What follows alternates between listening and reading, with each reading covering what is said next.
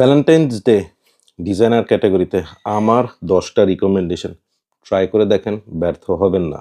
Number 1, Chanel Allure Home Edition Blanche, দুর্দান্ত একটা perfume, definitely ভালো লাগবে। তারপর হচ্ছে Valentino Uomo Intense, believe me or not, আইরিস বেস্ট পারফিউমের মধ্যে this is the best. Spice bomb extreme, বোমের মতো কাজ করবে, মানে পাগল হয়ে যাবে। এরপর আসছে ডিওর সবাস not EDT EDP Elixir, be bold, be something different.